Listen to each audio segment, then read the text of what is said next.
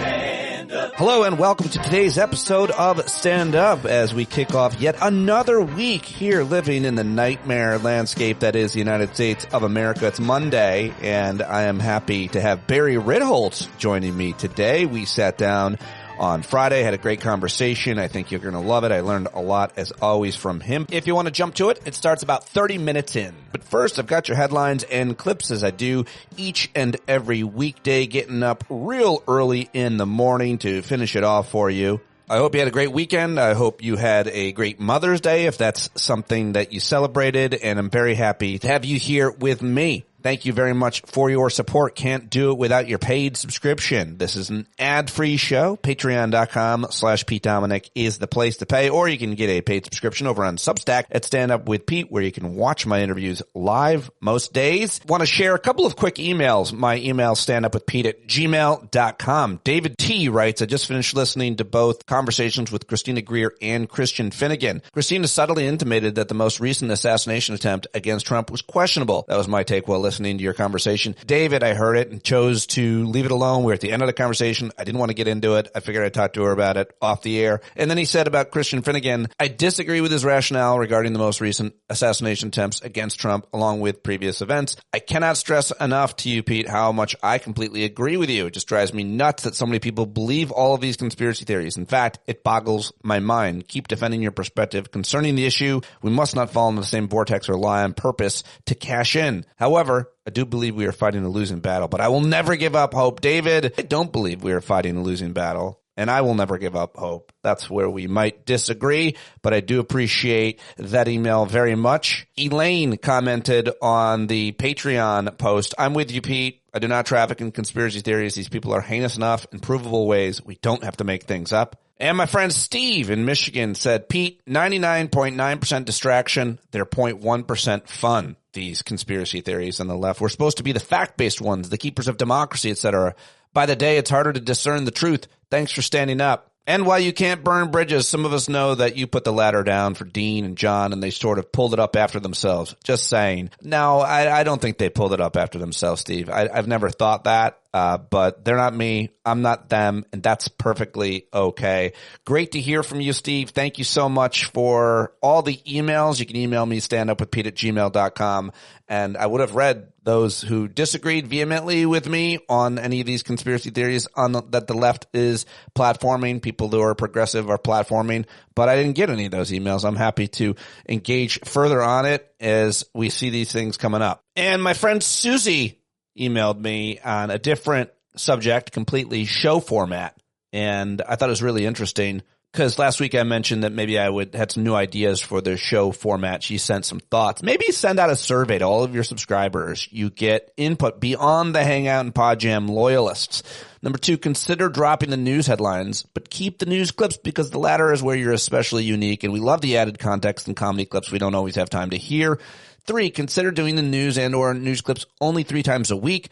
4, consider having guests only 4 times a week. My husband Scott listens to your full shows pretty often, but I don't seem to find the time and only end up getting 1/3 of the way through the interviews. Then I feel bad and behind, jammed up with a backlog, just with my stack of books to read. Susie, it's a great idea to do a survey. I really should, because maybe I could be doing a little bit more, better, more productive things for you and the show with my time. So maybe I'll put out a survey very soon on the show format. Always happy to hear your feedback. StandUpWithPete@gmail.com. And that is the mailbag. Let's get to those headlines. Starting with the fact that the average price of a gallon of gas is $4.56 as of yesterday. And though we're still having our dear leader tease peace deals with Iran, experts warn it could take months or even years to fully restore the Gulf's energy production, even after the conflict ends. Airlines, which rely on heavy jet fuel, have been hit particularly hard, while other major carriers like United and Delta can cut routes and increase fees to offset rising costs. Budget airlines operate on thin margins and are thrown off by higher fuel prices. Hence, Spirit, emblematic of what most Americans are feeling right now, says economist Lindsay Owens. A real gut punch around increasing energy costs and gas prices in particular. She says we're all Spirit Airlines when it comes to feeling really distressed and worried about high gas prices. So, harbinger of chaos to come with energy prices this summer, likely from drivers to flyers, all travelers expected to feel the squeeze. Oil prices have jumped more than 30% since the closing of the Strait of Hormuz, where the fifth of the world's oil and gas products typically pass through. So there you go. And we have not seen prices this high since 2022 when the Russia-Ukraine war crippled the global supply of oil.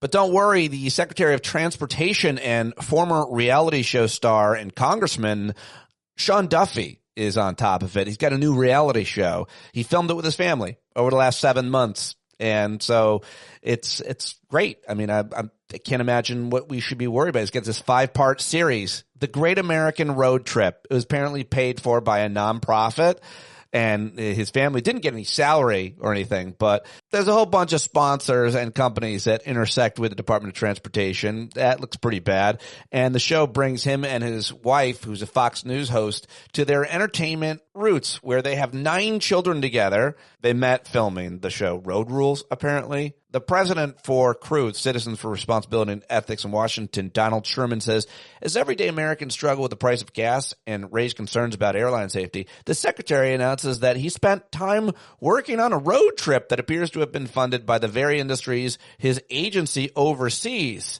And Sean Duffy responded with, the radical miserable left has noticed our awesome Great American Road Trip trailer, and they hate it because it's too wholesome, it's too patriotic, it's too joyful. They're upset because they don't want to celebrate America. They definitely don't want to teach you or kids civics and patriotism. They tell lies to undermine the mission. That's right. It's too joyful. We don't like things that are joyful. Who says that? Who believes that? Increasingly, a lot of Americans, apparently. All right, on to other headlines. You might have missed that the regime has suffered a couple of more important losses in court. A federal court ruled on Thursday against the new global tariffs that the orange thief imposed after stinging loss at the Supreme Court. A split 3-judge panel of the Court of International Trade in New York found that 10% of global tariffs were illegal after small businesses sued. And here's part 2 of important losses in court. The Trump administration violated a court order from last year that strictly limited instances in which the government can make immigration arrests in Washington, D.C. without a warrant, according to a federal judge on Thursday. And, yet another loss in court.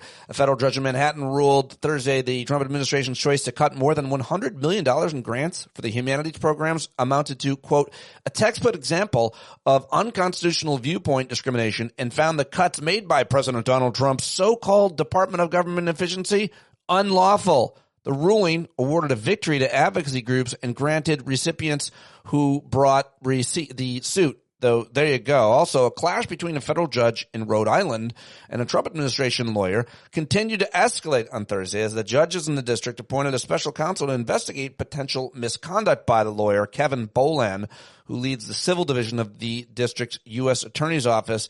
Fascinating, intensifying story there in Rhode Island. Oh, and don't worry about the hantavirus because President COVID is on top of it. He said when asked if Americans should be worried about it, he said, I hope not. We'll do the best we can. I'm not worried about it at all, and I think that news outlets and media sources are doing way too much coverage of this because it gets ratings. The deadly hantavirus outbreak aboard a Dutch-operated cruise ship with passengers of 23 different countries, by the way, is exactly why the World Health Organization exists and is designed to tackle, but U.S. formally left the WHO in January after 78 years.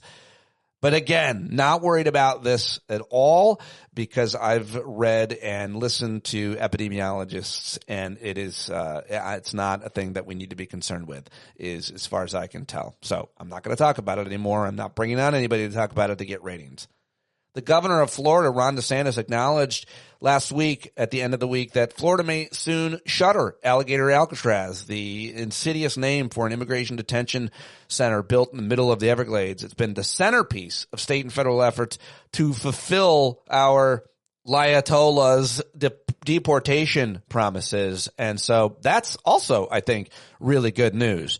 Day 73 of war with Iran, and the commander-in-chief and Iranian leadership is clashing over the latest peace proposals. Brent crude is rising amid a continuing deadlock as Trump describes Iran's response to the offer made as totally irresponsible. Diplomatic efforts to forge a peace deal between the U.S. and Iran appear to have hit a wall again, each side accusing the other side of making unreasonable demands. Late last night, our insane leader flatly rejected Iran's latest proposal to end the war without giving any reason. Days after the U.S. floated an offer in hopes of reopening negotiations, Iran on Sunday released a response focused on ending the war on all fronts, especially in Lebanon. Tehran's proposal included ending the naval blockade, lifting U.S. and international sanctions while preserving Iran's control over its nuclear program and foreign policy, the issues Washington cited when launching the war, of course. EU foreign ministers are meeting in Brussels to discuss the war in Iran as well as the Ukraine war. Trump is set to arrive in Beijing, China, on Wednesday to discuss the war in Iran and other issues with his Chinese counterpart, Xi Jinping. And it looks like Xi has all the cards. The Chinese are looking pretty confident at the moment. Police in Greenland are investigating the case of an American man who locals said had offered money to Greenlanders to sign a petition about joining the U.S. The New York Times has that weird story. Thought I'd mention it. Trump media posted a $405 million loss driven by crypto holdings. Yeah, the Trump family media group posted a huge loss, $500 million. Shocking that anything that the Trumps run loses money. MAGA religious leaders dedicated a 22-foot golden Trump statue at one of Trump's golf courses, Doral in Miami. And stupid Trump boasted about it Thursday on Truth Social with the all-caps line, "The real deal, gold." It's so bad and so wrong for so many reasons. Apparently, people were paid $100 to attend a J.D. Vance rally in Iowa. A lot of news coming out about the war in Ukraine and Russia, and Ukraine and Putin looking very weak right now. New health fears as he's being mocked over his defanged Victory Day parade in Russia. Russia has lost more than 350 soldiers, according to one new estimate, and Ukraine has lost at least 140,000, and those estimates are seen as low. It's insane, just insane. All right, those are the headlines that I've gathered for you here on a Monday, and now let's get to my clips. And first, James B. sent me this clip of comedian James Salmon, I think is Jason Salmon, who does these great recaps and funny things, not unlike our friend Trey Crowder does. This is about a 2.5-minute wrap-up of last week before we get to the clips from the Sunday shows. Take it away, Jason. The Prez was weak edition. This week, an airline on the verge of bankruptcy met a president synonymous with it, and thus began the race to see if Spirit Airlines or the president's approval rating would be the first to collapse. So to you, Spirit, we pour one out. Not much, because it's soda that y'all made us pay for, but thanks for reminding us that while bankruptcy is just an accounting tool for the failures of the wealthy, it's still the final nail in the coffin of the poor. In the end, you went out with 4 fewer bankruptcies than that president. A man who, to be fair, even has Saudi Gulf nearing insolvency. Meanwhile, the war casino rages on as hostilities intensify and then fade into a fake agreement around the weekend so the president's buddies can make billions game in the market. They're treating the War Powers Act like a subpoena for those infamous files and are just refusing to comply. They say phase 1 is over and that Operation This Should Distract You from the Files was a resounding success. Then we moved on to Project We Swear There Are No More Files. Please stop asking. That's the one where we escort tankers across the strait, taking on enemy fire, and ending after 24 hours because the Saudis cut access to both airspace and bases. Also a resounding success, despite everything you've seen and heard. We're pulling troops out of Germany because their leader hurt our president's feelings. Planes are colliding with trucks, consumer sentiments dropping as fast as corporate profits are rising, and the president thinks that the smarter you are, the more times they test you for dementia. Cruise ships are going fatally viral, which probably has nothing to do with the CDC firing its cruise ship inspection team. And it turns out the Confederacy does still exist. exist, and a few states are excited to show you just how Confederate they still are. The GOP now wants us to fork over $1 billion for the president's dance palace, and the DOJ is going after trans kids in public schools while the Department of Education is still being run by a wrestler. As the president tries to vandalize your passport with his likeness, his most enduring legacy will likely be the price of gas at the pump and the smell of it at the White House. He paid billions to companies to cancel wind energy project. He's trying to cut food assistance to women and kids. RFK's withholding vaccines from third world countries over debunked myths. Bondi's trying for the same sweetheart deposition deal Lucknett just did, where it's not under oath or filmed, which definitely doesn't look shady. A bunch of judicial nominees can't confirm that the judiciary is an independent branch of the U.S. government. While thousands of criminal investigations were abandoned to pursue immigrants, ICE continues to employ criminals to go after people here legally. And while Rubio criticized regimes who shoot their protesters, the agent who killed Renee Good is back on duty. If you need real hope, local protests have kept the feds from opening a single one of the prison warehouse facilities they purchased throughout the nation. And if you prefer some symbolism, the president posted a pic of himself holding all the cards, but they were Uno cards. The person with all the cards in Uno, that's the loser. Have a good weekend. Yeah, very good. Jason Solomon, very funny recap of last week. And now let's get to just a couple of other clips that I've got for you today. Tim Wise, our friend Tim Wise, making these great videos, and he includes this clip from the Tennessee State House where a black state lawmaker is questioning a white state lawmaker about the city of Memphis and trying to get him to admit that he knows, obviously, that Memphis is a majority black city. It's about 66% black, and everybody who knows anything about Memphis knows that, except for this guy who, well, Tim explains it. I want you to watch this bullshit, and then we're going to get into it. I'm trying to catch up here. I may not be as smart as some of the rest of us, so I'm just going to ask some really simple questions. So, Memphis is a predominantly African-American city, right? Is that correct? Leader Lamberth. I'm not privy to those demographics. I don't know. So he's lying. He's obviously lying. This is a state lawmaker in the state of Tennessee. Everybody knows that Memphis is majority black. Everybody, you don't have to be a state lawmaker to know that. Everybody know. They know what they did. They know they split apart a majority black district yesterday when they did this redistricting bullshit. Here's why this is important. See, they think they're being cute, right? When the lawmakers deny even knowing that Memphis is majority black, they're doing that because the Supreme Court said they can gerrymander the districts as long as they don't do it for racial reasons. They can't have racial intent. They can have partisan intent. So by denying that they even know that Memphis is a majority black district, they're basically saying, my goodness, we're not even aware of that. We don't even notice color. Why, you people who think about Memphis being black, you're the racist. We're not even aware of it. See, they think they're being cute. They think they're being clever, right? But here's why it's not so clever. When you're going to lie about something so obvious as that, it raises the question, well, what else are you lying about? And what they're lying about is their intent. And if the good guys have a good lawyer, and I'm sure they do, when they challenge this district, they can impute intent from that, because the only reason you would lie about even knowing that Memphis was majority black is because that was all along your real intent. So by trying to be cute, by trying to be clever, what they've basically done is given the good guys the ammunition to go to court and say these people are disingenuous, they're bullshitting, and it's quite obvious. There would be no reason to lie about it otherwise. See, these shit kickers aren't as bright as they think they are. We're going to get you. We're going to get you. Indeed. I like it. I like it a lot from Tim. And now here is a brief clip from CNN's Ashley Allison arguing with Scott Jennings. Just to lay it out there for you, I think she does a great job here. And so I wanted to share this. You literally are taking Memphis, which is a city that with black voters, and you split it in three, stretching 3,000 miles. Who's the current Democrat congressman there? What is it, a black congressman? Just because black people are allowed to like people that don't look like them? Exactly. And that is the point I wanted you to make, because just because you're not going to have a black congressman, why is it that a Republican can't do just as well representing black voters as a Democrat? Because why they aren't electing. Why does your race determine your politics? No. You're making my point, actually.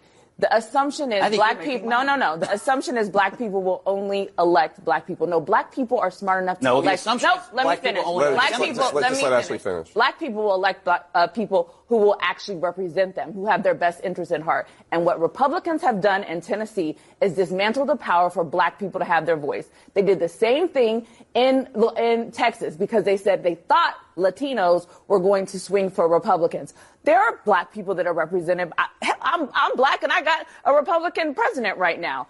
Black people don't elect black people based on race. They elect people that are aligned with their beliefs in justice. And Republicans just took that away from them in Tennessee and in other states. I just disagree that the only kind of a politician who can elect black people in Congress must be a Democrat. This is just an artificial. That's not what I'm saying. All right. Well done, Ashley. The new Jim Crow. This is it.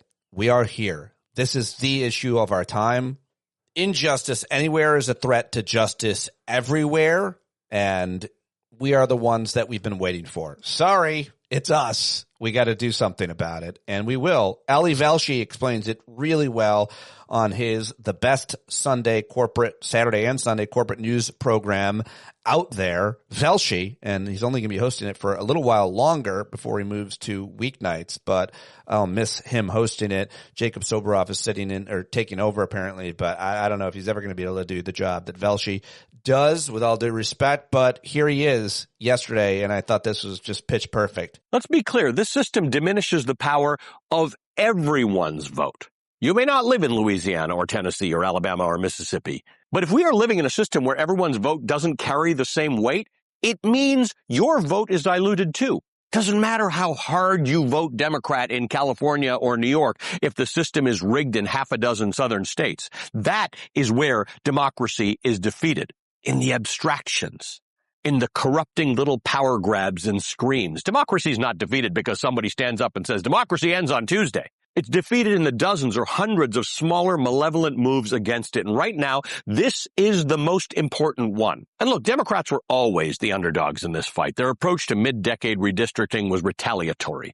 Democratic-led redistricting has been framed as a necessary offset to Trump's push in Republican-led states. The disenfranchisement of black voters we're seeing now is the culmination of a larger political project to marginalize minorities, and it's going to take more than a few extra seats in California to fight it back. What this country needs to start thinking about is a new reconstruction, nonpartisan, nationwide redistricting, campaign finance restrictions, easier elections, or at least elections that are easier to vote in, and a fair and just Supreme Court. The response to measured autocracy cannot be improvised retaliation.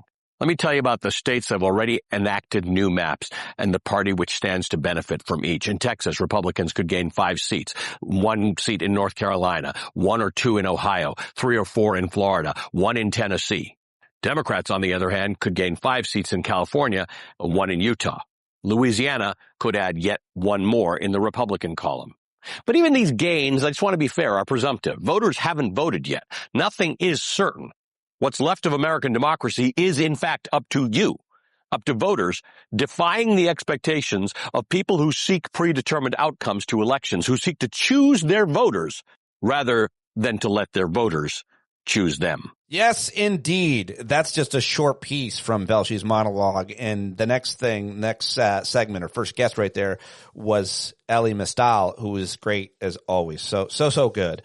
Speaking of good, let's go to Chicago, where Alexandria Ocasio-Cortez was being interviewed by David Axelrod at the University of Chicago Center for Politics or whatever it is in this giant arena. And this clip went pretty viral. Like people who would like you to run for president in 2028.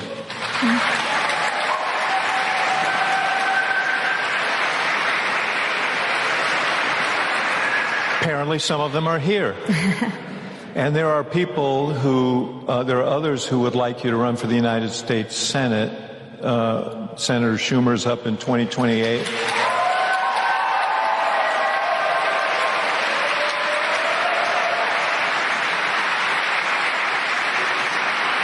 I don't know. It sounded like even more. Should we do it? To New York or to other parts of the country? How many would like AOC to stay in Congress? See, They want you to make a move. Yeah. What say you about all of this? You know, it's funny because in this op-ed that Jeff Bezos paid for in the Washington Post, there was this line that you had mentioned earlier about, well, as a potential 2028 contender, XYZ. And in the context of that, it was very clear this was a veiled threat, right? So it was the elite saying, if you want this job, you just stepped out of line. And we want you to know where the real power is. And it's in the modern day barons who own the Post and own the algorithms, and we'll make an example out of you. And what's funny about that is that they assume that my ambition is positional. They assume that my ambition is a title or a seat. And my ambition is way bigger than that. My ambition is to change this country. And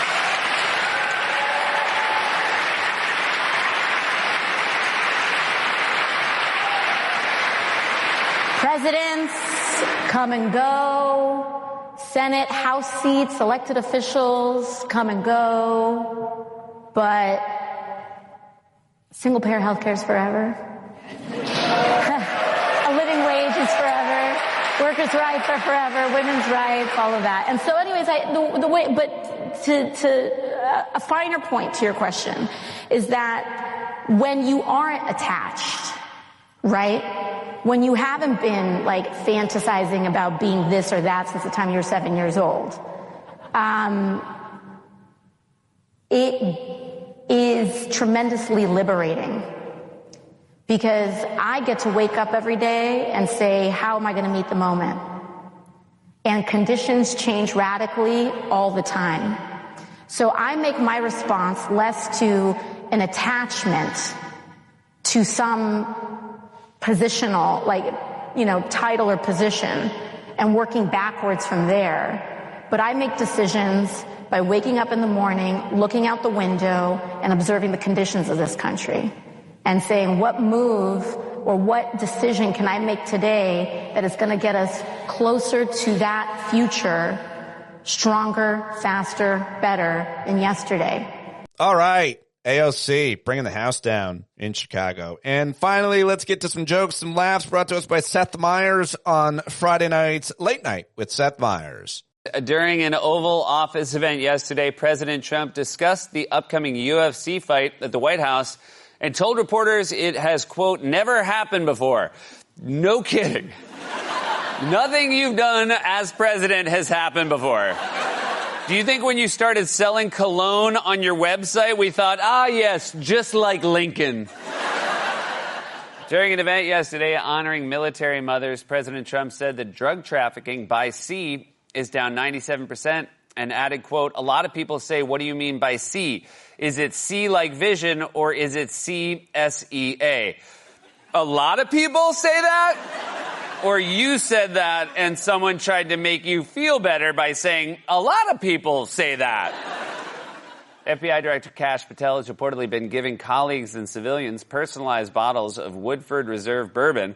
Well, what's left of them. After publishing a story last month about FBI Director Kash Patel's alcohol use, The Atlantic magazine released another story yesterday about how Patel has been gifting personalized bottles of bourbon. It's a great way to tell your coworkers, hey, can you keep this in your office? Free agent quarterback Russell Wilson is reportedly considering retiring and becoming an in-studio analyst or joining the New York Jets. Well, I'll say this, if you become an analyst, you'll have a chance to go to the playoffs.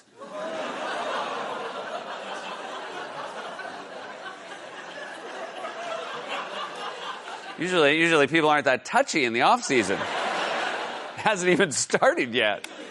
The therapy platform Rula announced yesterday that it's partnering with Van Leeuwen to provide people with a free therapy session plus a scoop of ice cream. It's just their way of getting you accustomed to the idea of being manipulated by your therapist. The retail chain Burlington has announced that it will open 26 new stores this month across 20 states, while Walmart has announced it will open 1 store across 20 states. This Sunday is Mother's Day, this according to 6 voicemails from my mother. Finally, the pizza chain Papa John's has announced a new collaboration with Disney to offer a special Toy Story 5 menu. Perfect if you want to go to the bathroom and beyond. All right, Seth Meyers, Late Night, NBC. And that's it. That's what I've got for you here at the opening. That is the opening segment. I can't do it without your support. I get up real early to do it. So if you could send $5 as a subscription or more, and many of you send much more. You can also Venmo me tips if you want anytime you want. My Venmo is in the show notes each and every day, or at least it should be.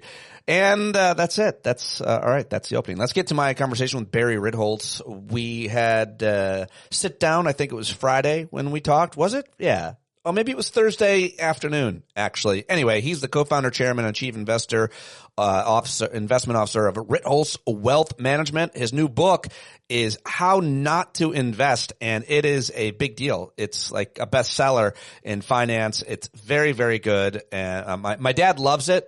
The Ideas, Numbers, and Behaviors That Destroy Wealth and How to Avoid Them. Go get that book right now. It's out in paperback now as well, so you can get it. And we love Barry, and he is always good to join us here on the podcast. You can listen to his podcast, Masters in Business, on the Bloomberg Radio Network, and follow him and read his blog, which is also very helpful. The Big Picture at Ritholtz.com. All right, that's it. Let's do it. All right, Barry Ritholtz joins me, and I am very happy to see you. It's been way too long since we talked. You got a great new piece out over at the blog, but there's a lot of things I want to talk with you about. Thank you for joining me. How are you? Good to see you. I'm pretty well. I've been busy all week. The paperback of the book just came out. Oh, congratulations. So it's been a lot of fun. If you haven't gotten Barry's new book, his newest book, you should get it. It's all you need.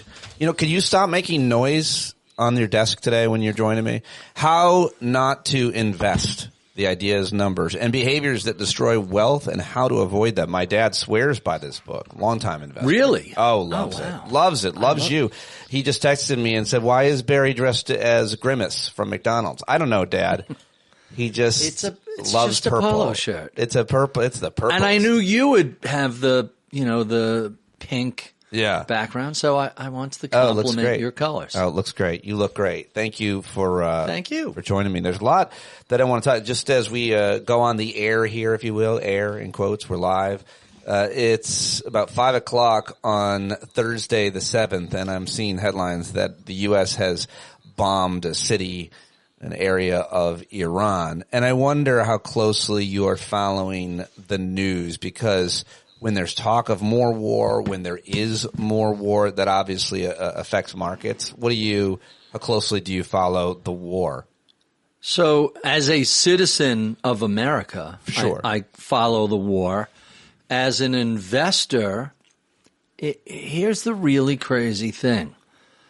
Wars, terrorist attacks, assassinations, these things don't really impact the market because they don't really affect what drives the market. If you look at a long-term chart, and by the way, all the usual caveats, war is terrible, it has awful impact on the people that are there. I don't want to blow through that too quickly. However, what drives stock prices over the long haul are earnings. And all right, so the price of oil is up 50%. The price of gasoline is up 50%. Back in the 1970s, energy costs were 9-10% of the household budget. Today, they're less than 4%. They're closer to 3%. And so the price of oil can go up, and it's a global commodity. So what happens overseas is going to affect the price of crude, even West Texas crude and things like that. Because, hey, if the U.S. buyers are offering $60 and overseas buyers are offering $120, guess who they're going to sell it to? So it does impact us here. It's just that it's such a small part of our overall household budget. Now, not that it doesn't have a lot of other negative effects, the cost of food, the cost of fertilizer. Yeah, that's what I wanted to ask you It will next. eventually have a much bigger impact.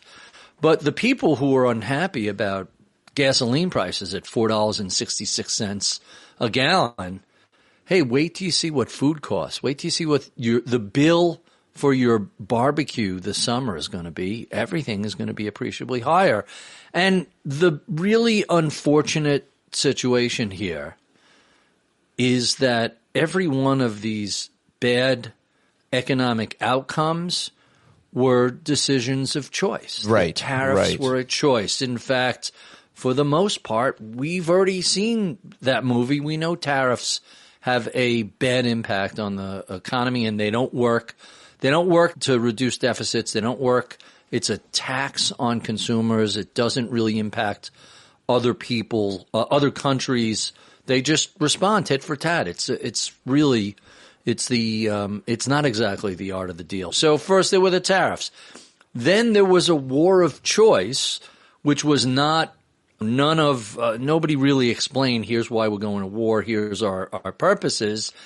After the fact, they said, well, we want to stop Iran from getting a nuclear bomb.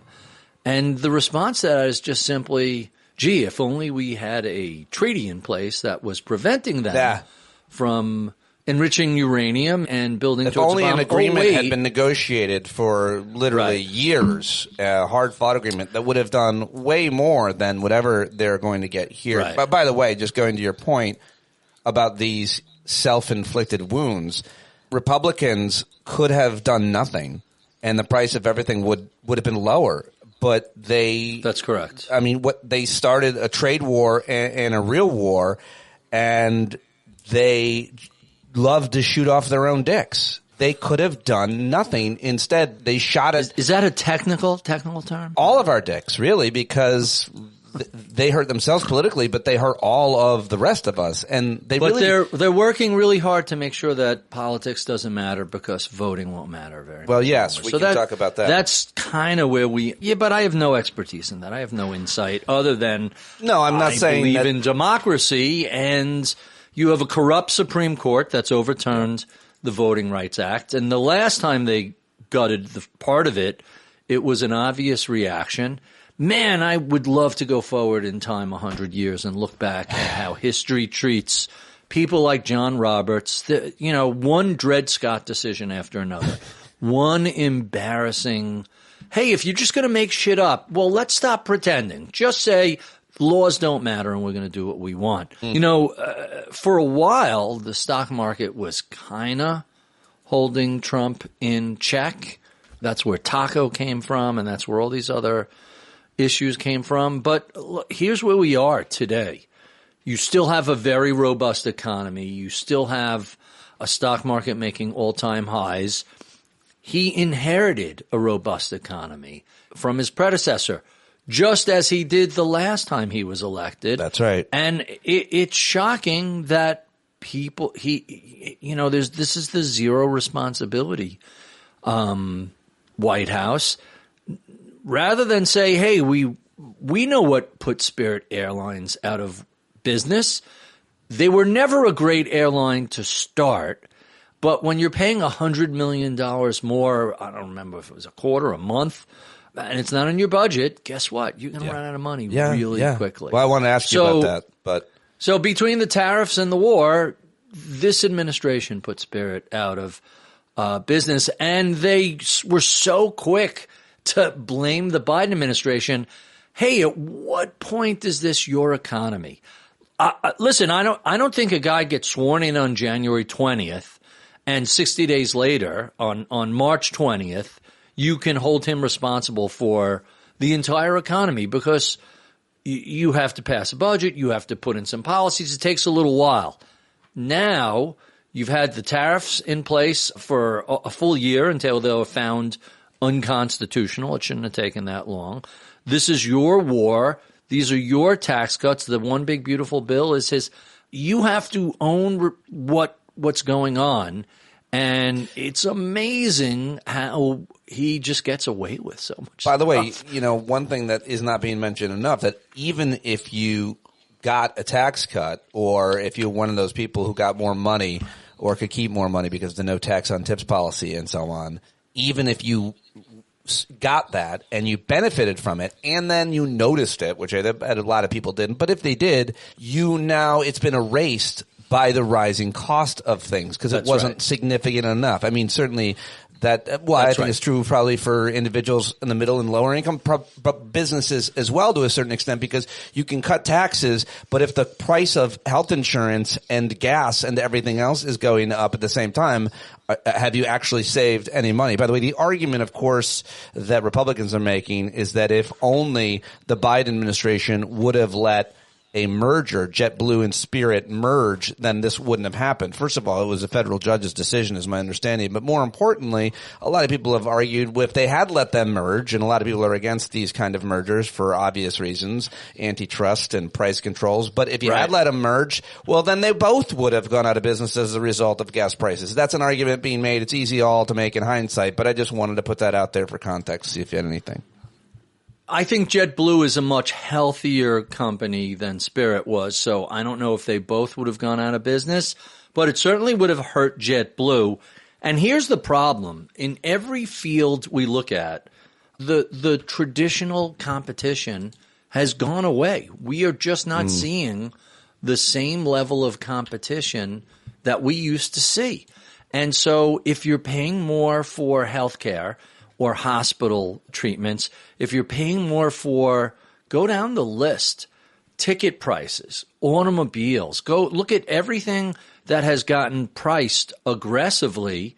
There has been a history of, I won't even say deregulation. I'll say a lack of enforcement of antitrust laws. And by the way, this dates back to the Reagan administration. So you have 6 airlines. There used to be dozens. You have 4 big banks. There used to be tens of thousands of them. When you look at all the hotel chains, Ticketmaster, just think about everything you spend money on every day. Yeah. At one point in time, there was even we're talking about gasoline. I feel there used to be dozens and dozens of different companies. I feel the best example is that you can go through any town in America and see similar brands. Just chain restaurants, chain banks, chain drugstores, and independent sporting goods stores, and hunting and fishing and camping stores, or whatever it might be. Restaurants, obviously. You have to zone for those things, and you can say, like the town I now live in, they're not even allowed to have a Starbucks. So, but it's hard to. Well, they can have a Starbucks, they just can't put up the facade that looks like fast. I think you can. Well, I think I'm not sure what the rule is, but I'm saying you can solve for zoning sometimes in small towns. But the easiest way to look at the consolidation that I think has destroyed this country in large part is just walking in any town. Go to New York City. Like when I moved there in 1995, all kinds of amazing venues and restaurants and stores that were independent, that were legendary, that had been there for generations, Jewish delis and more. And now what? They've been replaced by Chase Bank ATM. So here's the really Dwayne Reed drugstore. I don't think you realize and a pot exactly shop. At least how true how true what you're saying is. So Buddy is doing a cross-country trip. He left a few weeks ago out of Boston. I was in the city, took an Amtrak up to Poughkeepsie where I met him, and we spent 4 days, went through 7 states, and every time you come into a new town, get on or off a highway, it's so upstate New York, Pennsylvania, Maryland, Delaware, New Jersey, West Virginia. And every time you pull into off the highway, there's the same Hamptons Inn, there's the same McDonald's or Burger King, there's the same Target and Walmart. It's exactly the same. And so, but capitalism gives you choices. They're giving you less choices because we're not allowing capitalism to work. Your choice between the Walmart on exit 107 or the Walmart on exit 92, that's not exactly a compelling choice. Or the Lowe's and the Home Depot. At least we've got a Lowe's. And we have a Lowe's, Home Depot, and a couple local hardware stores, which is always. It's Lowe's, it's Home Depot, it's Ace. It's fascinating to me that independently owned hardware stores are able to stay in business. including mine in my local town. It's not open on Many of them are not. I know a bunch that have gone out of business. I'm not sure where they make their money. I think it's on lumber or something, but retail is very difficult. It's a low margin business, especially when you allow. So there's I'm drawing a blank on the professor's name up in, maybe it's Cornell. Winner Take All is the name of the book. Not the recent one, not the recent political one. This is an economic analysis, and it explains how it doesn't matter. You can look at sports, you can look at athletes, you can look at movie stars. There's this very, to give you the wonky description, fat head, long tail, meaning a handful of giant winners and then this long run of also-rans that simply can't compete. And the way that has affected the middle-class consumer is there's no middle anymore. You could go to Kohl's or Target or Walmart, or you could go to, a higher-end store. You could go to Cinderella's or Grace's Market, or I'm just trying to think of, even Trader Joe's is probably the closest thing to the middle that exists in that sort of stuff. But most of the middle is gone. There used to be a dozen department stores like Macy's and Lord & Taylor. And now you're left with, Target on one end and then Bergdorf Goodman's on the other. I get clothes. I probably bought more clothes at Costco than anywhere else in the last few years, mainly because of their lined pants. But I see your point. That it's still so. Costco is a unicorn. They're a one-off. There's nothing else like them in the country. Price Club is kind of similar. But the thing I'm fascinated about Costco, it's not just their prices and their wine section, which is shockingly good and reasonable. Their gas prices are the best gas prices in wherever they are. That's the cheapest. That's the cheapest quality gas you can get. P.S. Their car buying service is fantastic. If you want to buy a new car and you want to pay as little money as possible from a brand new car from a dealer, go to Costco and their travel group. How do you buy a Honda or a Chevy from Costco through the deal? You go to Costco.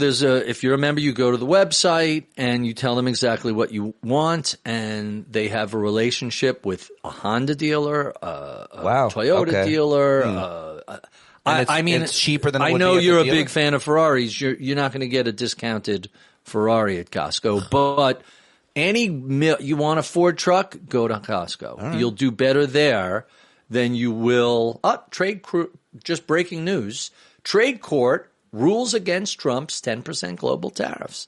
So once again, the tariffs have been again tossed out. It shouldn't take the Supreme Court a goddamn year to confirm this. It's like we've already been through this. It's Congress. Next up. A panel of federal judges blocked President Trump from imposing the tariff on most imports. And so just to understand this is the leverage that he thought he had left, this 10% tariff, and yet he's not even going to be able to do that, dealing yet another legal setback that the White House in its effort to tax foreign goods in a wage trade war without the express permission of Congress. A split ruling. The Court of International Trade found that Trump had wrongly invoked a decades-old trade law when he applied those duties in February. By the way, he can put these tariffs into effect. He just has to do what every president for the past 250 years has done, which is read the Constitution, follow the law, go to Congress, get them to approve it, and then you could get exactly what you want. I'm honestly at a loss as to why they're a bunch of cowards who do whatever he says. I don't understand why he could have done this all legally.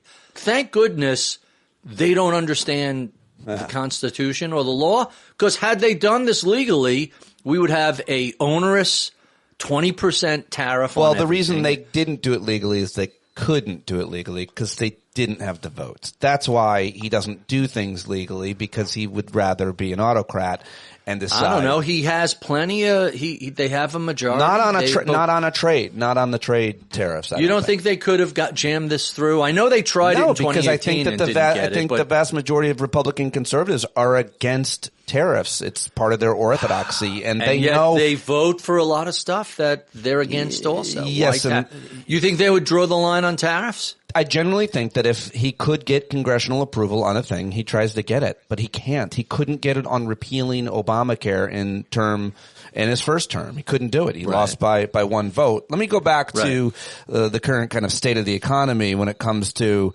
his handling of it. You described it a little bit differently earlier, but I mean, it's pretty clear that his numbers are in the basement. But forget the politics. Poll numbers, you mean? Poll numbers. But there is weak economic growth, rising inflation, the weakest job market in years, and then we saw his chief economic advisor, Kevin Hassett, saying, but the good news is credit cards use is way up. Credit card spending is way up. But that's not my understanding. I'm no economist, is that it's not necessarily good when credit card spending is, quote, through the roof. It means more likely that people ran out of money. Yes and no. I mean, what he said was certainly politically tone deaf. The economics of when you see credit card spending going way up, there could be a multitude of reasons, I'm sure. Sure. So when you spend online, it's credit card, it's not cash. And every year we set record highs for credit card spending so I don't want to defend them. What he said is silly. I think, to give him the benefit of the doubt, I think what he was trying to say was that look how good consumer spending is despite sentiment. Now, the reality is you have to back out inflation, and then you have to back out what are people financing. I don't mean using their credit card as like a regular, instead of cash, I'll just pay it off in full at the end of the month, which is what responsible and better top third of the economic strata does. I think it's a little tone deaf of him not to realize how many people are forced to use credit cards because that's their only option for making, for buying things. And it's, you always have to be aware that not everybody is as fortunate to be in your circumstances, especially if you're a senior economic advisor at the White House. Or any politician, certainly running for office, much less in office. And what they are doing is, people argue that Biden did this as well, the Biden administration, economic folks and surrogates saying the economy is great, but people didn't feel that way. And that's certainly the case now with the number 4 being on most gas station in the country. Right. And I'm not a fan of the vibe stuff. A lot of the vibe stuff is kind of nonsensical. Show me the data. Don't just tell me how you feel. Although, if you're a politician, ignoring how people feel is a recipe to lose your job. So I understand why the political folks really pay attention to that. But I also have to point out, a lot of what gets discussed. Jesus, what are you doing on your desk? It's so noisy for people listening on the podcast. You don't like that sort of? No, it's unbelievable. Like, are you organizing shit? Are you doing dishes? No, it's a battery. It's a magnet keeps jumping onto the mic stand, and I keep peeling it. Off, and it just That's keeps, what it is. Like it's every time I do something. Every time something happens, it just hops across the crazy. Desk. It's like you have an abacus. It's literally just a whole bunch of magnets. Oh my God, it's a nightmare for sound. It's got one of those so many magnets just clicking together. Let me get they're just a bunch of ball bearings, and that makes they're a lot magnetized. Of sense. It's great for audio. But it's rare that it just jumps across at me like that. That's all right, funny. let me get to you. Here, I'll hold something that doesn't make any Please, noise. do you have to hold Is this anything? a little better? Can you just not hold something? I'm sharing your piece now. I got all my fidget ties. Head over to GreatHoltz.com, a very popular blog that Barry continues to maintain and post, and it's a very important piece I want to talk to you about. It explains a lot, but you write the stock market is hitting all-time highs, even as consumer sentiment hits all-time lows.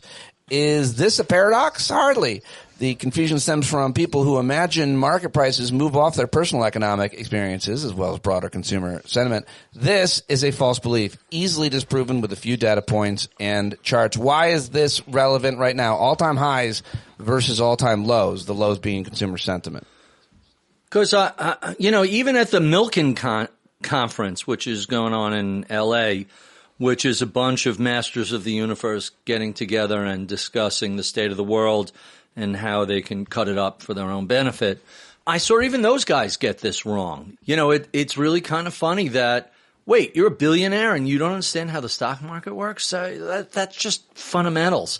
So I see the same stuff over and over again. It's really simple. Markets trade not on your personal available economic experience or your personal sentiment, but it trades on corporate earnings, and corporate earnings have been record-setting by a wide margin for the past couple of years. And, you know, it turns out that all-time highs in the stock market historically tend to mean more upside gains. You know, when you see, in fact, the statistics on this are shocking. If you invested only on days when the markets hit an all-time high versus all other days, investing at all-time highs is going to do slightly better than all the rest of the times. Very counterintuitive. None of this stuff should make rational sense because it's based on a number of different elements which just isn't in our normal lifetime experiences. Something very similar happened during the pandemic. People were saying, I don't understand, everything around me is going to shit. The market keeps going higher. Well, what's going to shit around you are local restaurants, local dry cleaners, local retailers, even hotels and airlines. But what's driving the market at the time were all the big companies that allowed everybody to work from home. So it was Microsoft and Apple and Zoom and go down the list. And you know, Target and Walmart did great during the pandemic. Amazon did great. And the market, the indexes are market cap weighted, meaning the big companies matter more than the little companies. All the little local companies were going out of business. The big companies were doing great. So very often when something doesn't make sense, rather than think about the vibes or what your personal feeling is, look at the data, figure out what's going on, and reach a conclusion based on the data and reality, not like I know this generation loves the vibes stuff, and I'm okay with vibes. On a Friday night, have a couple of drinks, go out and put on some beats and dig the vibes. But when you're doing economic analysis, maybe not so much. Look at the numbers instead of the vibes. Or am I just an old man? You kids, get off my lawn. No, I mean, I'm in my general opinion, I let you do the work. I don't think about vibe. I don't think about making important decisions on shit that I have access to experts on. So I just ask you, like, Barry, it feels, that's what you mean by vibes. It feels as a result of home prices or inflation or obviously gas prices. And by the way, my friend Kerry listening out in California, he made fun of me for saying $4. He's like, $4, try $7. 6 and change. Yeah. 7. Yeah. He's 7. And he sent me a screen grab of all the gas stations around where he lives. And it's over $7. And that's in California. California is a little bit of a different situation. First, you can't get a pipeline into California because of the mountains. So a lot of their energy comes directly either through the Panama Canal or from wherever via, you know, the ports. So it's a little more expensive, and their gas taxes in California are very high. So I did not realize that about the pipeline there.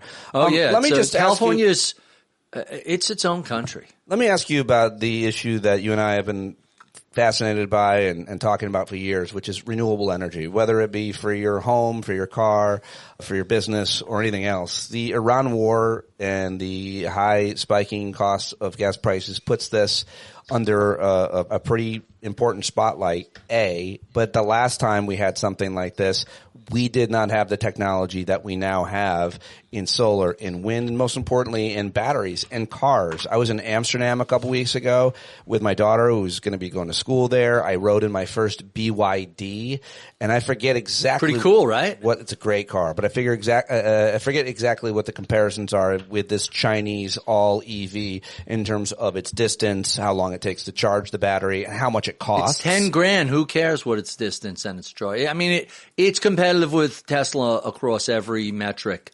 because it's a quarter of the price. You have a recent piece, renewable. That's from April, by the way. That was early in the war. It was so obvious. The big winner of this is going to be renewables, and the United States is working backwards under this administration.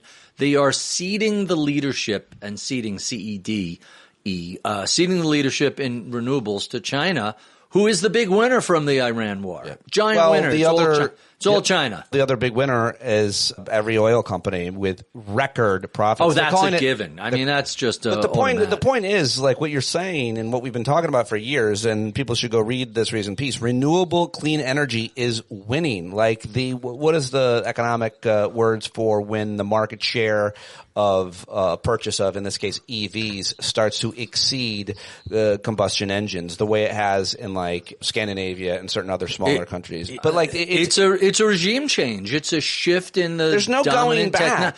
Listen, go look at music. Other than vinyl, which a handful of audiophiles prefer the warmth of vinyl, we went from records to tapes to CDs to MP3s to streaming. That's the progression. Ain't a whole lot of 8-track players out there anymore. Well, that's because there was no vinyl lobby insisting that we stay using and addicted to the RIAA really tried their best to not allow streaming, not allow But you MP3s. can't prevent it's I'm sure it's a fine example, but it's not a greatest example because of the politics around it, because of the lobbying around it, because campaign finance. As you know, that's a straightforward. The internal, you don't think the oil and energy industry is lobbying against doing any? Wait, hold on a second. Didn't this president? No, I think they are. You're misunderstanding. Get rid of subsidies for EVs. I'm saying he's arguably illegally canceling already funded contracts paid. That's literally halfway. Telling people, basically, I don't think this is too hyperbolic, you can't have cheaper energy that you can produce on your home. You can't have it. That's right. You have to buy our source of energy. Every single home could and should be a power plant. So this year, was it 2025, renewables passed coal. Like all renewables together now produce more energy than coal does worldwide. That's a huge, huge shift. I mean, coal is still here, although it's rapidly fading. Natural gas is going to be here as a transitional energy for a good couple of decades. By the way, speaking of coal, I mentioned earlier I was in West Virginia. My buddy who used to live down there and is kind of I wouldn't say he's a Democrat or Republican, but he's definitely a libertarian. So he kind of is a little adjacent, outside, above the system to some degree. And he made the observation, man, I can't believe we're driving through West Virginia. I haven't seen one Trump lawn sign the whole time we were here. And I go, I'm assuming West Virginia is Trump country. He's like in 2018, every lawn had a Trump sign on it. Every lawn. It was incredible. We didn't see one. And then we went into Virginia, which is sort of a swing state, I guess. I guess it is a swing state. Same thing. Not a one. Western, we were through lots of Pennsylvania, went to Gettysburg, Antietam, all these amazing places. Same thing. You're saying that even in a coal state, it would seem, according to your anecdotes, they are not happy. The populace that you think that's as a result of, I mean, who knows? Maybe I think people started taking their signs with his name down when they started reading those Epstein files. Like, I don't know if I want his name on my lawn. So that's a little. You want to own the libs or have a pedophile's name on my lawn? I don't know. I don't think it's just the Epstein file. It's not.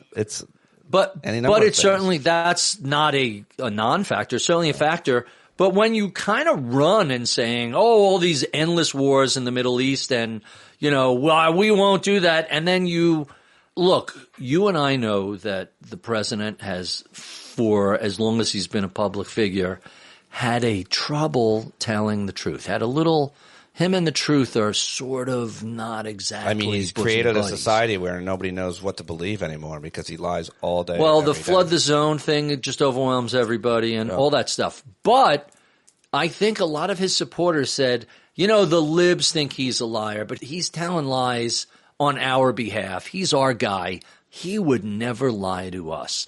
Like, I look at politics and partisanship as this tribal identity issue, and you're never going to logic with anybody. You're never going to reason somebody into switching parties, or because they have to admit, oh, everything I believed in is wrong, and I have to throw out my identity. Just behavioral psychology tells us that's not how people operate.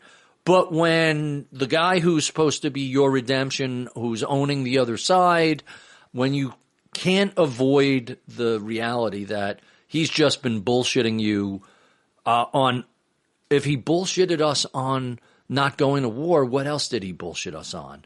And suddenly it's like, oh, I made a mistake believing this guy. That's my political analysis. I think there's a lot of that. I think it's a myriad of factors, and Epstein is certainly an issue. It's been the war. The cost of gas is everything, and it will take people who are not political, who don't care about Trump, and they'll be like, what happened?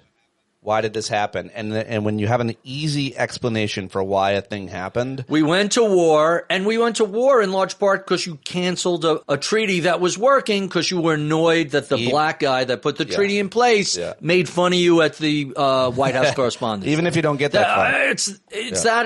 I don't think it's more complicated. Yeah, but if people just need to know why the cost of everything, and it's when things are easily explainable. I don't think the tariffs were necessarily an easy thing for everybody to understand and connect. People weren't happy. They saw stuff going up in price. By the way, we haven't even talked about farm bankruptcies and farm suicides. Again, a group that supported him in 2016.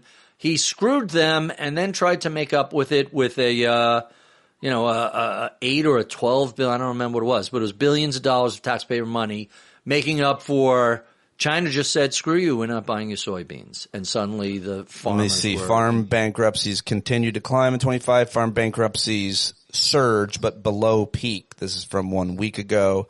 More American farmers are filing for bankruptcy. And I don't know anything about suicide. I mean, I know that's a thing. Search farmer suicide. It's through the roof. Yeah, it's bad. Things are bad on the farm. Federal grant revised Michigan farmer suicide prevention program. Suicides plague Michigan farms. I'm telling you, it's not good. Iowa farmer suicide exposed to the stress of failed. These are all recent. How farmers are at risk for suicide can find mental. Someone who must have done a deep dive on the causes, but I don't think you have to be a detective to figure out why farmers take their lives, right? If you look at what's going on in the cost of buying a John Deere tractor and the cost of fertilizer and all the side deals that have kept a lack of competition amongst the people who buy farmers' wares, meaning there's a handful of giant agricultural companies that are the buyers, and if they say, yeah, here's our price, if you don't like it, go somewhere else. Oh, wait, we're the only buyer. So we've allowed giant consolidation in farm production. It used to be all local family farms. That's what for 200 years was going on in America. That's no longer true. And so your costs, your input costs have all gone up dramatically. The cost of the actual commodities, even though the prices have gone up, you're not being offered more because there's literally one buyer and you can either sell to them or not sell at all. I mean, it's a terrible situation. And yet another group that bought into the no, I'll take care of farmers. Yeah. Sort of in a Goodfellas way, they're taking care of farmers. It's really tragic and sad. Yeah, I'm looking at it now, and I'm really I'm just looking at these headlines, and I'm really interested. By the way, one of the funds that I own is a farmland fund that a friend of mine runs, and I put a couple of shekels in it, and I hear these amazing stories. Brandon is his name, as to all these things that are going on farms. So a big thing that's been happening in farms is farmers have been adding, not surprisingly, electrical generation through wind and solar. You take a part of the farm that isn't particularly productive land and you put a solar array over there. It turns out sheep and solar array work out well because the sheep like to lay down in the shade underneath the solar panels. And you put up a small wind tower or a large one if you have enough space, and now you're selling electricity back to the grid. So farmers love alternative energies because, hey, very often, a tree goes down and takes a power line down. Then they don't have someone come out to fix it for days. They're out in the middle of, Midwest is big and flat and not a lot.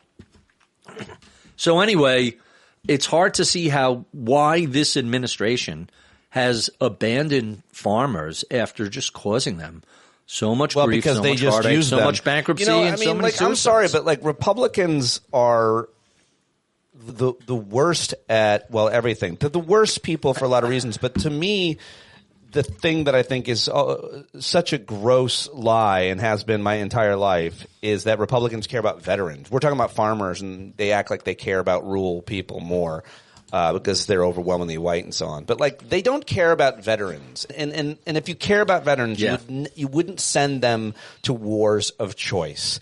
And if you did, and you'd fund the veteran health system and not let it be the worst run medical system in the entire country. But just to be clear, what they do is they send them to war, and then they don't take care of them when they come back. Them. Democrats don't send them to war, and they do take care of them. And that is a generalization, but it's overwhelmingly accurate in terms of simply the votes on the authorization of war and the authorization of veterans' health care bills, which is shocking that a lot of Republicans have stood in the way of them over the years. And yet veterans overwhelmingly vote for Republicans, and it drives me fucking nuts. I think about the Bob Doles and the John McCain. I'm Bob Dole.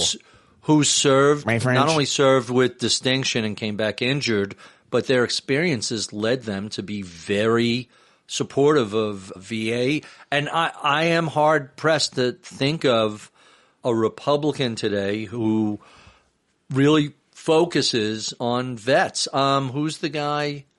There's one Republican, I'm drawing a blank on his name, but he spends most of his time on owning the libs. I don't really see a lot of legislation from him.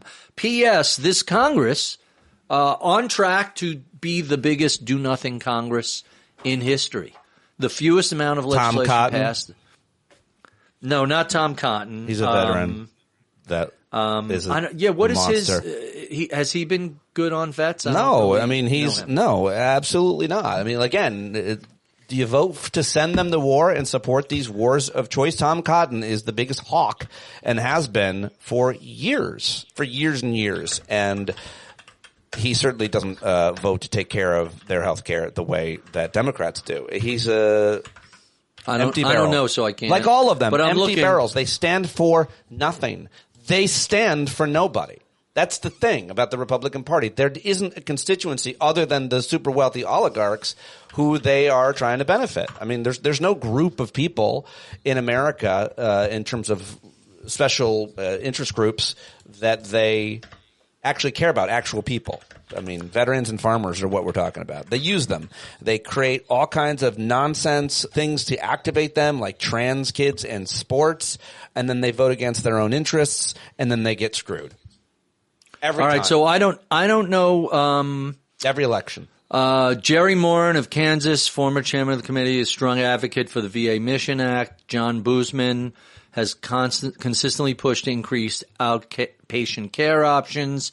Tom Tillis, a key negotiator on major veterans negotiations. Okay, I don't know what you're looking up. You're saying individual Republicans who may or may not support veteran health care. Marsha Blackburn. But overwhelmingly, Republicans have been on the wrong side of veterans health care. And they don't want to. More importantly, here's the reason why. Because they don't care about veterans health care. What they care about is privatizing money that goes to veterans. Yeah, I see. They want to destroy the socialized veterans health care systems and hospitals. And by the way, the other thing that's really hard is a lot of these veterans hospitals are inefficient because they were laid out at a certain time when the country lived in different places. So now it's really hard for people to get access. They're not in the right places, but they have a lot of jobs. So if you're a Congress rep and you have a veterans hospital in your state, you can't vote to close it. You would be finished. And so there's a lot of issues around it, but if we're being honest about it, we know that Republicans want to privatize everything from public education to veterans care, and they don't care about who gets hurt in the I will tell you that one of the first things that popped up, Veteran Affairs Secretary Doug Collins strongly supports the Koch-backed Concerned Veterans for America, which has overseen unprecedented staff reductions in VA health centers and is driving the move for privatization. So, yeah, opensecrets.org. There you go. So, yeah. Doug Collins, by the way, I've interviewed him. He's a fucking prick. How do you feel, really? Well, I mean, like, people that don't listen or argue in good faith are pricks. Okay. I mean, I try not to, I'm trying to listen to the other side. There's a lot of these I'm people happy to listen can't. to the other side, but you have to come with a certain credibility for me to open my ears. If you have been wrong on everything forever, and if the reason you're wrong about it is because of your own stupid self-interest, I'm not listening. I don't want to listen. Thank you. Okay. I'm going to tell you something. A couple of weeks ago, I tapped out of Twitter. I just had enough. Oh, well, you were the last person there, so thanks for shut off the lights. I shut the lights out. And I've never been a Facebook person. I missed you on Twitter. I loved you on Twitter back in the day. You were one of my daily stops. You were great at it, and you had a huge following. I mean, there's no longer the sort of Threads and Blue Sky town hall that used to be there. Yeah. And not only has it become overrun with trolls and bots. Yeah, Nazis. But it's like I will post some data thing. Yeah. Not a Trump is an idiot. It's like, here's the math on this policy. No, that's a ruin. And here's what's going on. Social media. It's nothing. And half the responses is libtard. I will say, and I'm just like, the only thing good about it is that I'm still on it because we have 74 people apparently watching live on Twitter right now. On Twitter. A lot of people watch live on Twitter. It's the only thing it's good for. Or maybe it's not because I don't know. Maybe those people are just all bots and zeros. But you could do that on YouTube as well. Yeah, I'm live on YouTube as well. Yeah. Right. So to me, YouTube we're live is everywhere. But Substack, Blue Sky, Threads combined, I'm happy enough with the way that I can learn and get stuff from those three. Right.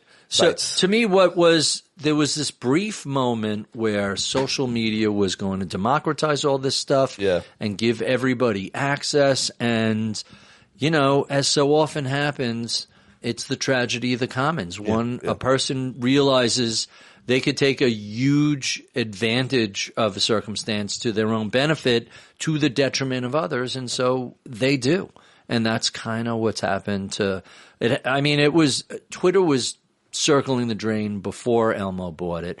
Once the purchase went through, I really think it was, just accelerated. And it's some new research as well on what his purchase of Twitter did to the presidential campaign and politics in general campaigns, because of it was such a place for people to be heard and seen and learn, and he just overwhelmed it with conspiracies and crazy white supremacy.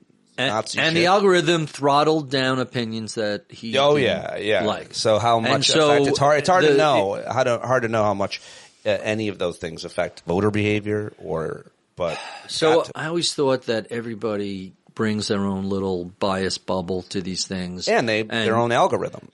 And confirmation bias will lead them to follow people that are going to tell them what they want to hear and ignore people who disagree with them. But it wouldn't surprise me to learn that on the margins, a handful of people who might have been on the fence were swayed this way or that. And is that worth $38 billion? Well, I guess to Elon Musk it was. But other than that, we'll see what the post-mortem of this purchase looks like down the road. I can't help but feel that that this was just a colossal waste of money. It was an opportunity for him to burn Tesla as a brand. Like that's going to make for a great Harvard Business School study on behavior of corporate executives. Tesla basically cut its own legs out. It's still hanging in, and SpaceX is going to be a giant $1 trillion IPO. So don't weep any crocodile tears for Elon. He'll be fine. But you look at what he did to that company. He'll never be fine. He's so unhappy. that's not. I mean, financially, he'll be fine. Yeah. He, if you look at tortured person, it's very hard to tell from the public persona from a distance. I'm willing to withhold forming an opinion. I'm not. Because thanks for being here, though. You're more than welcome. You're really I love when you put on this kind of false diplomacy when we're on the record. It's not a false diplomacy. I mean, don't have an opinion listen, of Elon Musk's all right, so state? Here's the thing. I think everything he's done with Doge Have is you heard so about all his right. childhood? So no diplomacy. Everything he's done with Doge is awful. Go straight to hell for that. Oh yeah. On the one hand, on the other hand, if it wasn't for Elon Musk, you wouldn't be driving an EV. No. He absolutely changed the nature of the automobile business. He didn't. People at Tesla did, and he had money. This idea that he gets all the credit for Tesla, it makes me want to blow my brains out. I mean, he wasn't the founder. He showed up afterwards. That's his entire MO. He's a fucking idiot. He did the same thing at PayPal, but, I am willing to give him credit He started on third base with tons and tons of money, and you're over here giving him credit. Have you seen him I'm giving talk? him credit He's for broken. changing He's the automobile. Glitch machine. And that might be true. He certainly helped revitalize putting stuff into space. Now, whether we want all that power the in people who one bought person's Tesla hands. cars changed it more than and the engineers. Oh no, it's at not Tesla. just one man. It's you make it sound like one man, and you get his. Look, if he didn't, there is a good case to be made that if he didn't show up at Tesla, they would have been this niche little sports car company. He turned them into a mainstream EV. I don't know that and he did that. Scared the shit out of every other automaker who looked at Tesla and said, hey, we can't let Tesla do to us what Amazon did to retailers. We better get our shit together. And I give him a lot of credit for that. You should stop.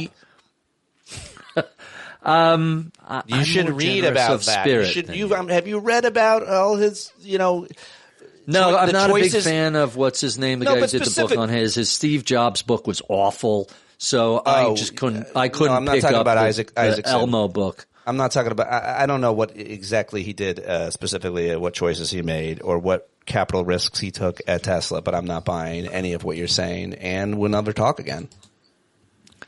I think you got to be a little more. By the way, people are sending me pictures of us streaming live on different shows. It's just my on different DMs. On different platforms. Yeah. I just sent you two different ones. That's really funny. This says somebody. No, I'm willing to give him a little bit of credit. Stop! Come on, Would you stop? He This took is the the company fifth time you from doubled down. 3 guys to a giant. Shut up! He took the company from 3 guys. No, he didn't. It was a small company without not selling a lot of cars. They were taking Lotuses and converting them with laptop. Make him sound like Eli Whitney and a cotton gin.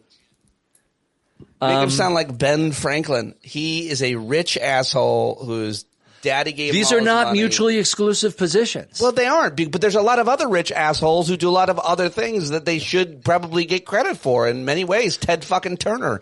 But I mean, I'm thinking of the most recent dead one. But this guy is not that you keep wanting to give credit to here. What do you want to give Ted Turner credit for? 24-hour news coverage? Invented CNN. That's not a good thing. That's a terrible I don't thing. disagree, but you can give him credit for it. Yeah, no, he gets full credit for basically probably, saying, how could we make this as superficial and uninformative as possible and monetize that? So I give no credit for him. By the way, good for him. He built a company. He took it to a giant position. He bought and built a bunch of other. Steve Jobs the kind of credit that you're trying to give Elon Musk for. I think Steve Jobs is much more significant. I'll give Bill than Gates Elon, and I even give him a pass for how toxic these stupid little things are, especially for teenagers. I don't know if it was foreseeable that TikTok and Instagram and the spike in depression amongst adolescents under 20, especially women, everybody, young girls. Everybody. We're all lying on our side, scrolling every night. Who's not lying on their side, scrolling? Liars. Liar. Hell I'm no. not. You don't lie in bed and scroll? Fuck no. What do you do? So you mean when I go to bed or when I'm in the den watching TV? No, when you go to bed. When I go to bed, the last thing I do is just take a quick look at tomorrow's reads to make sure it's formatted correctly While in on bed? the Are laptop. you in bed or not?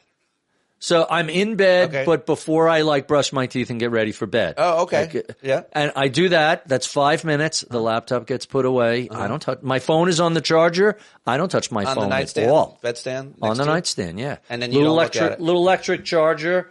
It just and then slaps onto you it. turn off the light and you just start breathing and closing. No. I'll read? she'll fall asleep immediately. I'll watch a little TV and then I'll fall asleep an hour later. I mean, so all right. I guess it's. But better. I'm not doom scrolling. Right. No, that's better than.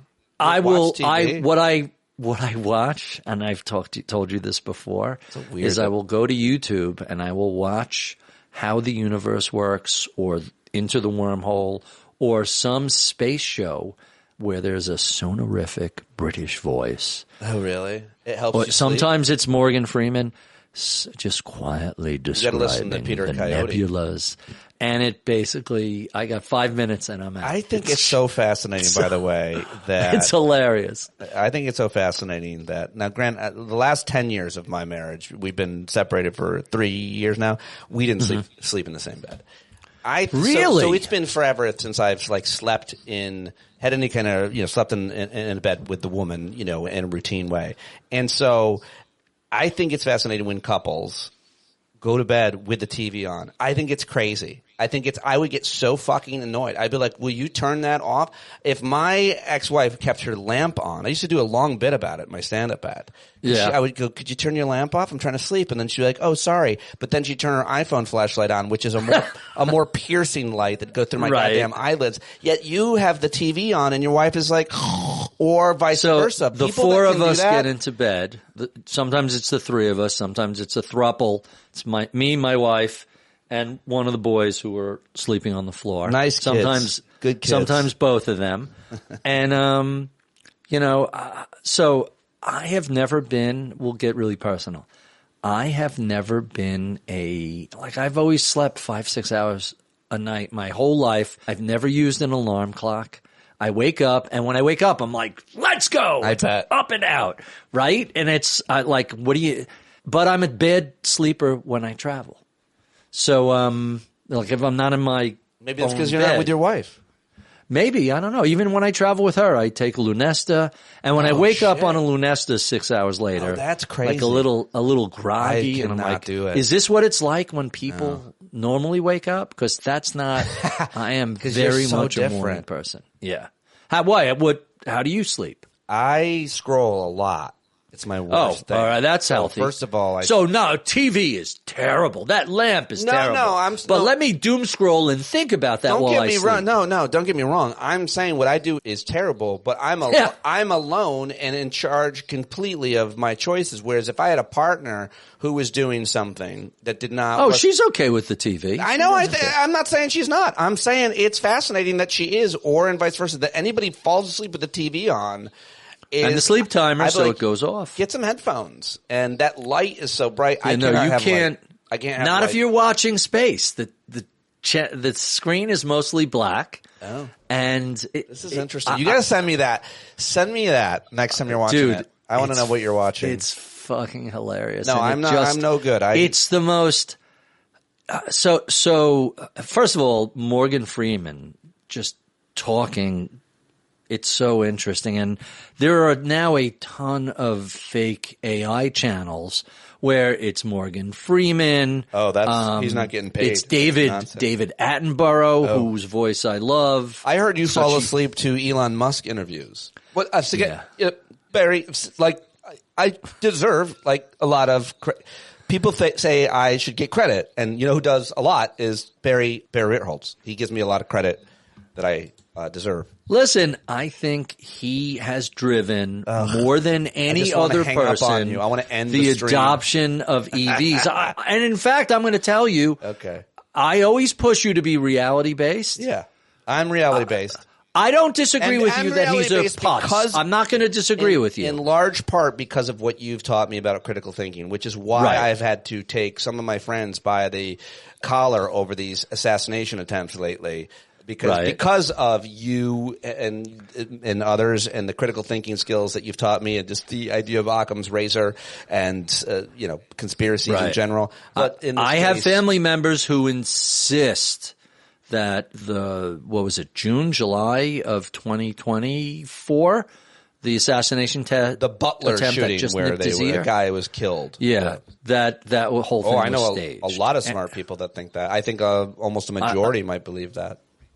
I'm genuine. Well, I don't mean amongst Democrats. I mean amongst people on the right that are convinced. Oh, I think it's and across, I just had this discussion with somebody about the guy who clearly is off his meds at the White House Correspondents' Dinner. Can I tell you the funniest one about that one? That was a plant. That whole thing was the one that's the funniest. False flag. The funniest part about that one. And I'm sorry. I know it's not an effective The video of him running by everybody? I thought that was hilarious. Yes, just that he was running. Because what you have to do is you have to get to the conspiracy theory, right? So let's say it's the CIA or the Trump administration. Let's say it's the Israelis or Al-Qaeda or anybody, right? The plan was what? What we are going to do is we're going to find this guy. He's very fast. He's so fast. And the hotel is round. It's curved. They won't see him coming. There's no corners. The hotel is turned, curved. He's like the Flash. They won't even see. We tested a lot of assassins, but this kid, he's faster than he's like a blur, and they won't. You know what? They got him right away. First line of security nailed him because that was the not even on the same floor as the actual. You have to suspend. And furthermore, these are the dumbest people. They can't get anything right. They accidentally sent the toppiest, secretiest military plans to Jeff Goldberg. They copied a journalist. You think they're going to pull off a false flag? Oh, look they lowered the flag at the Butler, Pennsylvania. They lowered the flag into the shot. Oh, so the crane operator's in on the conspiracy? Right. So there's a book that's really interesting called Conspiracy about the Hulk Hogan lawsuit against Gawker, which was funded by Peter Thiel. Yeah. Right. And here's the crazy thing. 3 people in the world, all with an incentive to keep it quiet, knew. Just 3 people. Yep. It was Peter Thiel. Yep. It was Hulk Hogan, and it was his lawyer. Nobody else knew. And those 3 fucking idiots couldn't keep it a secret. Exactly. You think Donald Trump you have could 40,000 people at NASA are faking the moon land. Right. And they've all kept it a secret. But these 3 guys can't. Exactly. That's a great example. And there's many more. And there's so many more. Yeah. The only way to keep a secret is to not tell anybody. So one person has a secret, and even then, I think some that people Donald Trump get has one from secret. It's a wonderful secret that he has with Jeffrey Epstein, and that's they are into teenage girls. That's the secret that he's kept, but it's not a secret that he's kept well. You know why? Because he bought a teen beauty pageant. And even better, which I bet's not that profitable. Walked into the dressing room, and I mean, all that stuff, none of this is a conspiracy. It's all out there. That's the amazing thing. You know what I was really wrong about? It turned out that QAnon was right. All this time, I just thought they were a bunch of wacky conspiracy theorists. No, they were not right. Stop it. Yes, they were right that there were a bunch of wealthy people that were pederasts. They just were aiming they had their binoculars backwards. No. They were looking in the wrong direction. I'm going to fight you. Go ahead. I'm just playing with you, but go ahead. I know, but it's so triggering, and I wish there was we were in a ring and there was turnbuckles to climb up that I could superfly Snuka into your face. But and then George the Animal steal you.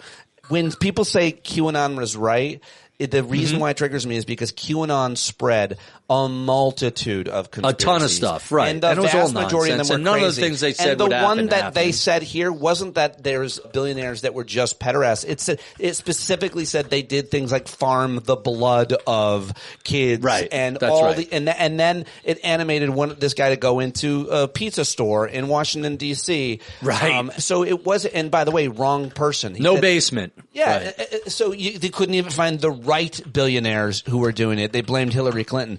It was nonsense then. They were always wrong about everything. They're wildly irresponsible. And someone like you on the record saying QAnon was right doesn't help anyone. You grimace shirt wearing motherfucker. Thank you.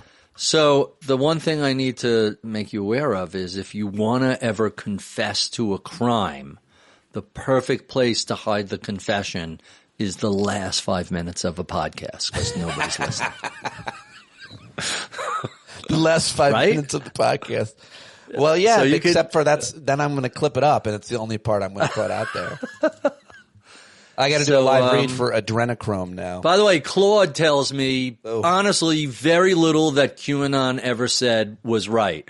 None of their specific predictions and core claims came true. The track record is overwhelmingly one of failure. Big ticket prophecies all flopped. All right. Someone in my town that I'm fighting I was just busting your chops. I know, but you got to stop saying I didn't that. realize how bad it was. Someone in my town that I'm arguing with, like some fake account guy, did a pretty funny... Epstein was investigated and convicted years before Q's first post in October 2017, so even that wasn't a Q revelation. Claude is really good. Yeah, no, of course. I interviewed Julie K. Brown in 2018. So before QAnon, I think. Maybe it wasn't. Maybe it wasn't before QAnon. Either way, some guy in my town under a fake account did this thing where he searched something like Pete Dominic's career on Claude, and it was a really thoughtful and honest take at what I have accomplished. And it was like his peak fame was around like 2016, and it said like it gave a number to my notoriety. Like he was about a 4 on a scale from 10. Even in his own political media. it was Tell me about, really? Because I keep telling Claude to be less of a suck up. It's way too... No, it was like, it wasn't me asking about me. It was somebody else asking about my career, and it gave a detailed analysis of my career. You were born Halloween? I did not realize that. It's not a flattering analysis, but it was pretty funny that he did it. I liked it. Got to start in the 1990s working the New York City club circuit, first as an MC, then a headliner. And by mid-2000s, he was performing at colleges and theaters around the country. His big break came in 2006 via the New Faces of Comedy showcase at the Montreal Just for Laughs Festival. That's all accurate. I would say I had a big break in 2004 being on The Apprentice. That was really good for me. The Apprentice. I was on the season finale of The Apprentice, and I did well. I made fun of Trump's right-hand man, old man. You're serious? Yeah, I thought you were joking. No, I was on the season finale of The Apprentice, and that was a big deal because they said on The Apprentice, we needed to find a comedian, we needed to find a really good host. So we called around a couple comedy clubs, and they all said, or a couple of them said, the same name, Pete Dominic. So like on NBC with 15 million people watching, they basically said Pete Dominic, one of the best MCs in New York, and every comedy club from that point on continued. Well, they were already using me, but it helped. It was good. Pete Dominic wasn't a contestant on The Apprentice or Celebrity Apprentice. He doesn't appear on any season cast lists, and that kind of show would be a strange fit given his career path. Oh, I can show you the YouTube. It was final. It was the season finale. What season? I think it was like 2004. So I don't know what season it was, but I think it was the year 2004. And I was on the season finale. I wasn't a cast member. I was in 2004. I think so. Yeah. Just put Pete Dominic in The Apprentice. You'll find it. But the thing was, the apprentices had not on Claude. I'm not. They had to put on Google. They had to hire. They had to do a fundraiser. They chose to do a comedy fundraiser that find comedians very quickly. They hired George. Good catch. You were right to push me. According to Pete Dominic's bio on Open to Debate, he made a name for himself as one of the top MCs in the New York Comedy Club. Season 1 finale, which aired April 15, 2004, the famous Bill Rancic versus Kwame Jackson finish. I have no idea what any of that is. It wasn't Bill. Given his... It wasn't that guy. It was the woman who's been a longtime business reporter on ABC News as a result, I'm pretty sure. Huh. Given his profile, blah, blah, blah. Apologies for this too quick no earlier. I checked the cast list and stopped there instead of looking at his own bio. That's what it says to you? Yep. Oh, yeah. Interesting. Rebecca Jarvis. But I asked if you were a contestant, and that's the wrong prompt. Yes, you were I was not a contestant. MC. No. They asked me if we wanted to meet Donald Trump, and I said, does he want to meet us? And they said, not necessarily, but we can arrange it. And in 2004, this is a story I always tell, I was like, well, I don't want to meet him because I knew he was a rapist. So I didn't want to meet him. I just wanted to be on. You knew that back in 2004? Everybody in New York knew that he was. Yeah, because I was in New York. I didn't know that. Yeah, because you rolled with everybody on fucking Wall Street. And all Not your in friends 04. are probably... Oh, yeah, in 04. All of your friends... Yeah, but he wasn't a Wall Street guy in 04. Yes, but I'm saying you don't exactly have a radar for a bad guy. Do you need me to spell it out? The industry you're in is filled with shit. And he was one of them. You... Yeah, and I'm one of the guys who've been calling that out for 30 years. You are I'm one not of the good guys. completely oblivious. Well, if you didn't know, as a New Yorker, that Donald Trump... he'd already cheated on 2 women. I knew he was a cheater, and I knew he was full of crap. Wow. Everybody in New York knew he was a bullshit artist, but I had no idea he was a rapist in 04. Well, we didn't know for a fact that he had raped a woman, but if you had to make when you're calling someone a rapist...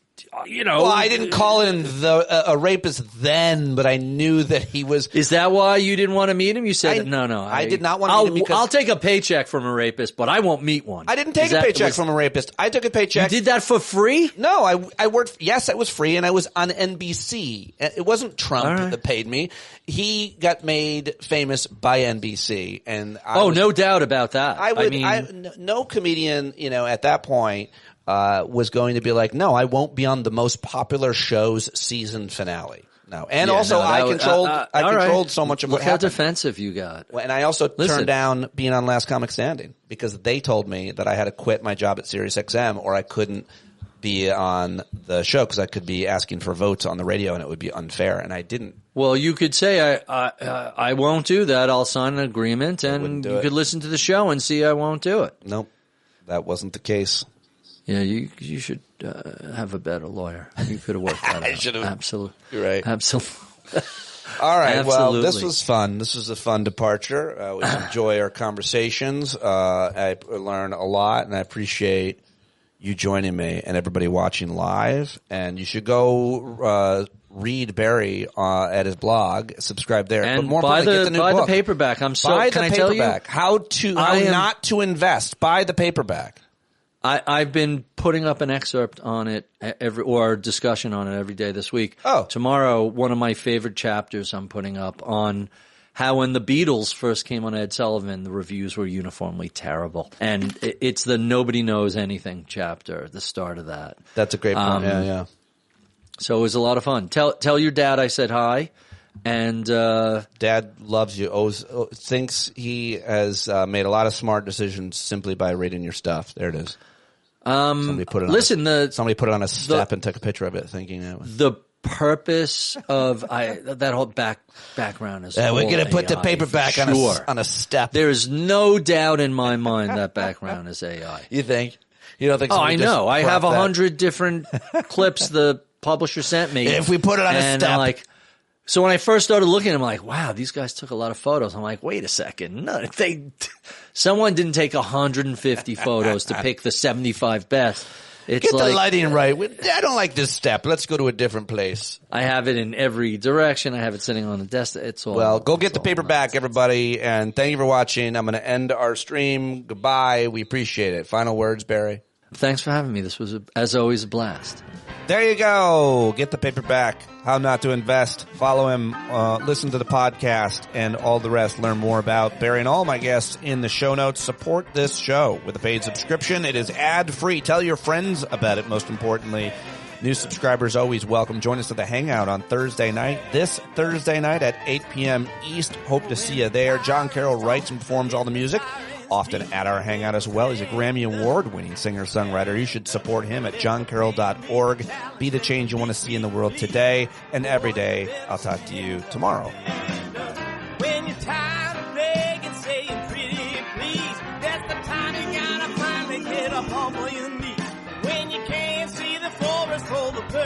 trees, you got to stand up.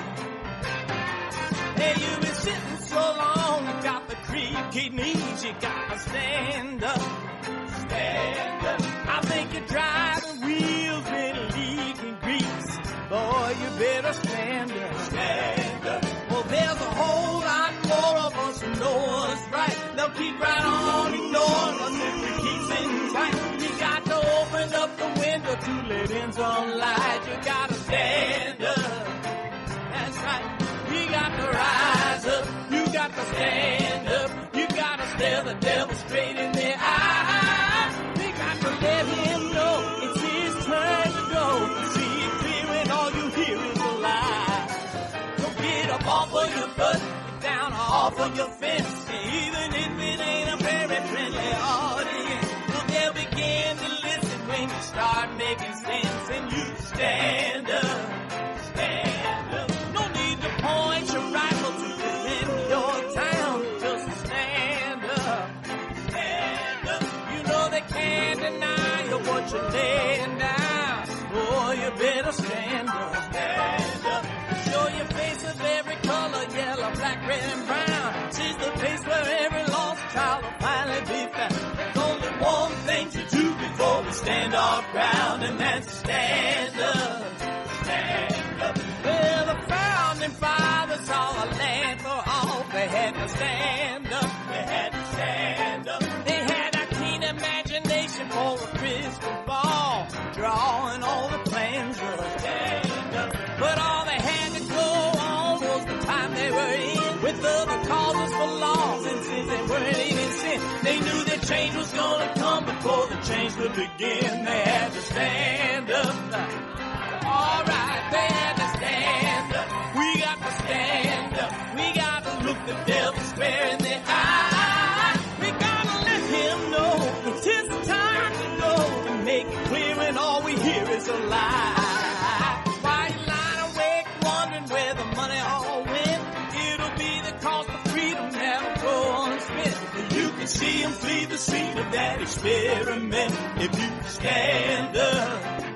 All right, we got to speak up, we got to reach up, and raise your voice in every way you know how. Don't be toes up, you got to show up. Ain't no better time to do it but now. No need to pledge allegiance to no wanton tribe. Rise up, show obedience to the voice inside, and listen well and it'll tell you not to run and hide. It says stand up. Stand up. Got to stand up. Ooh, come on, just stand up. Everybody got to stand up in the darkest hour. Stand up. People got the power. Stand up. Come on, come on, come on. Come on, come on, come on. Come on, come on, come on. Stand